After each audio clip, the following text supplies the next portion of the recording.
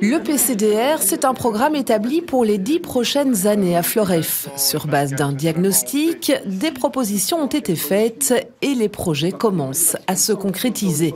Bienvenue à cette initiation de géocaching. Cette activité fait partie de ces projets, une belle occasion pour découvrir ou redécouvrir le patrimoine de l'entité.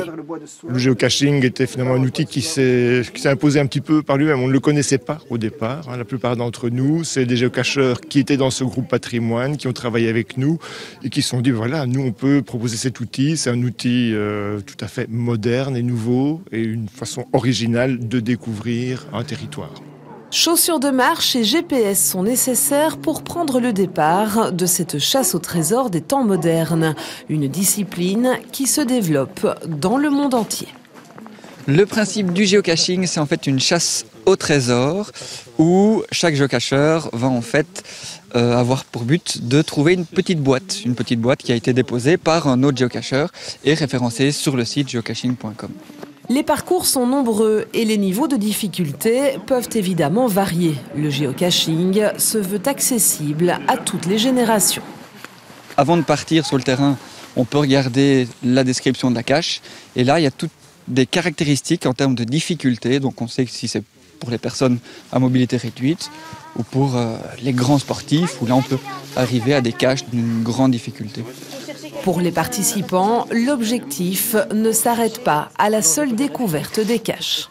C'est aussi pour la balade, c'est aussi pour découvrir justement tout ce qu'il y a autour, parce que souvent les caches aussi ont été choisies, pas innocemment, c'est aussi pour pouvoir montrer quelque chose du patrimoine ou un endroit, par exemple ici. Voilà, l'étang, je ne savais pas du tout qu'il était là, et pourtant sur une carte on le voit, mais voilà, juste faire cette découverte-là, c'est agréable.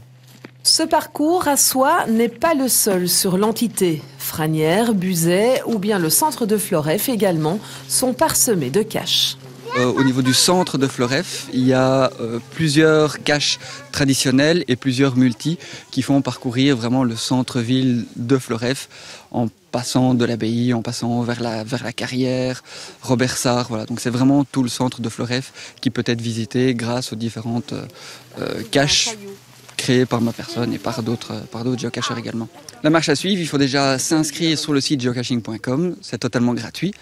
Et une fois que vous êtes inscrit, vous avez accès à une carte du monde entier, mais il suffit simplement de zoomer sur Floreffe. Et là, vous avez la localisation précise de toutes les caches avec la description.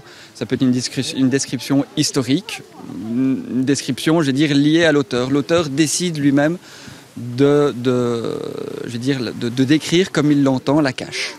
Une fois que vous les avez trouvés, n'oubliez pas de compléter le carnet que vous trouverez dans la géocache. Voilà, c'est fait.